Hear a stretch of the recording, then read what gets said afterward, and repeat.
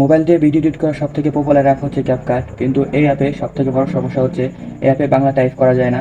তো চলুন দেখিয়ে দিই কীভাবে খুব সহজে আপনারা ক্যাপকাট অ্যাপে বাংলা টাইপ করতে পারবেন। এই কাজটি করার জন্য আমাদের ক্রোম ব্রাউজারে গিয়ে সার্চ করতে হবে বাংলা ফন্ট ডাউনলোড। তারপর এখান থেকে একটা ওয়েবসাইট চলে আসবে। ওয়েবসাইটে প্রবেশ করে এখান থেকে আমাদের অনেকগুলো ফন্ট চলে আসবে।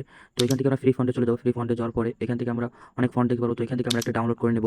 তারপর আবার হোমে এসে আমরা সার্চ করবো ইউনিক কোড টু বিজয়। তারপর এখান থেকে একটা ওয়েবসাইট চলে আসবে। ওয়েবসাইটে চলে যাবো। ওয়েবসাইটে যাওয়ার পরে এখান থেকে আমরা যেটা লিখতে চাচ্ছি ক্যাপকাট অ্যাপে সেই লেখাটা এখানে লিখতে হবে। তো এখান থেকে আমি লিখে দিচ্ছি আমার সোনার বাংলা, আমি এটা লিখে দিচ্ছি। লেখার পরে এখান থেকে একটু জুমিং করে আপনাদের দেখাচ্ছি। এখানে লেখা আছে ইউনিক কোড থেকে বিজয়। তো এখান থেকে আমি ক্লিক করবো। ক্লিক করার পর এখান থেকে যে লেখাটা চলে আসে, তো এখান থেকে এই লেখাটা আমাদেরকে কপি করে নিতে হবে। এখান থেকে আমরা এই লেখাটা কপি করে নেব।